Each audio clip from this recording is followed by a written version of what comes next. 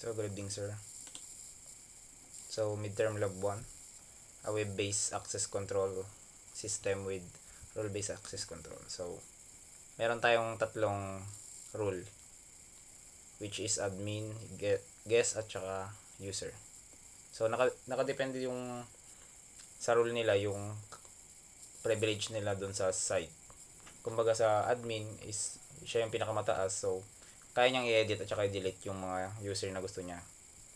Then yung user is pwede niya makita kung ano yung nasa loob nun. Then yung guest, which is pwede niya lang i-view yung mismong laman lang ng system, hindi siya pwedeng mag-view ng mga user at saka admin. So mag-start na tayo.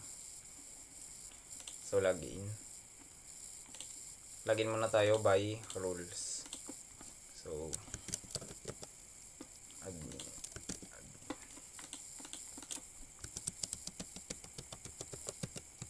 admin muna. So okay na. So pwede natin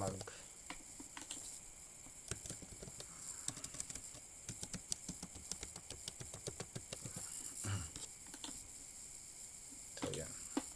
So ito yung sa admin page na meron siyang privilege na makita yung mga user at saka pwede niya ring edit or delete.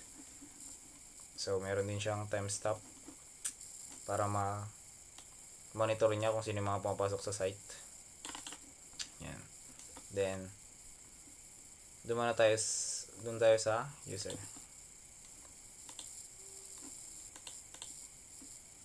So rule ng user.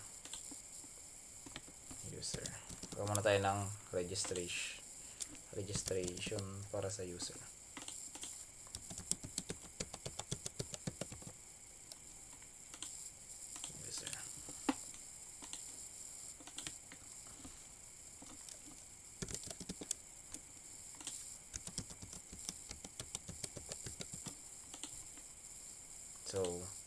So kapag user ka, so itong site na to is basic lang siya, so wala pa siyang masyadong features. So kapag user ka, pwede mong i-view, pero sa akin hindi ko masyadong dinamihan yung laman, so ganyan lang, para basic lang siya. So user, so kumbaga kapag ito ay well coded na website, marami ring features na kaya yung gawin yung user.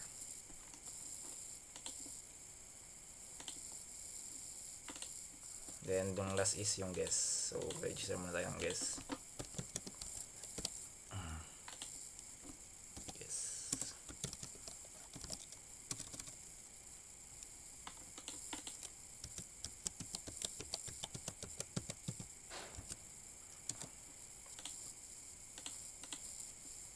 So walang page yung guest. Alitin na rin.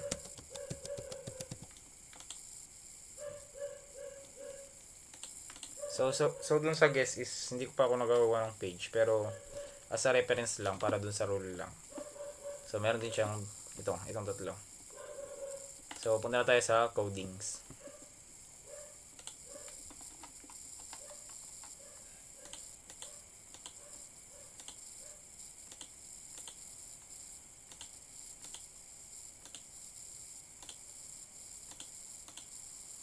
So pinakauna, login.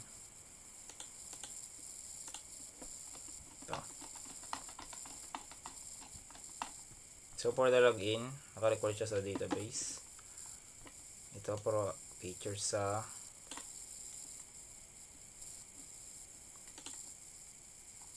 then yung session. Password. Verify ng password. Then ito yung mga pag naglalagay ka ng insert activity logs ng IP. So ito ay naka-base siya sa admin dashboard. Then yung status. And then ito.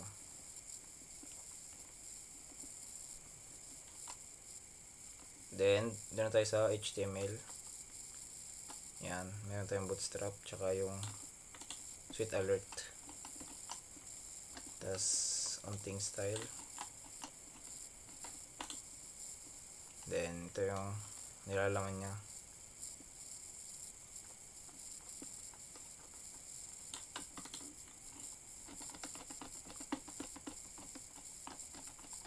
Then after nyan, meron tayong user dashboard. So simple lang siya. Wala pa siyang laman masyado. Yun lang. You're welcome. Tapos guess, halos same lang din. Pero hindi ito gumagana kanina. Hindi ko alam bakit. Then ito yung admin dashboard. So dito na yung pwede nating mag-edit at mag-delete ng mga user. At pwede rin tayo syempre mag-add. Yan.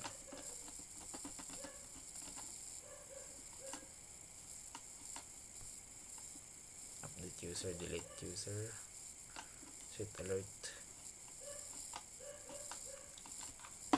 user management section.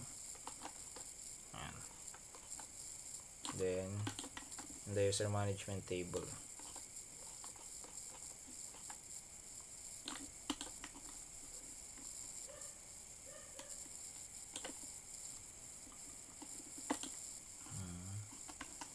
then after nyan is ito yung SPF token nakahiwalay. Tapos session, yan, para pagpasukan ng mga data doon sa database.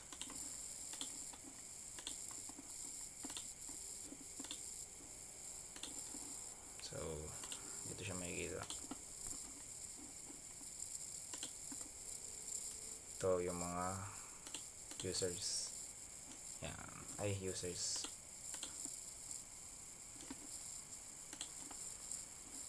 Ayan, yung tatlo.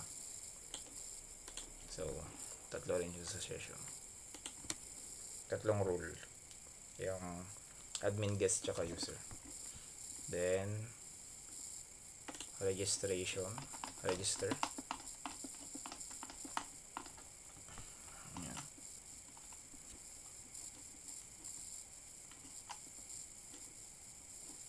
Ito yung sa set alert. Then, HTML.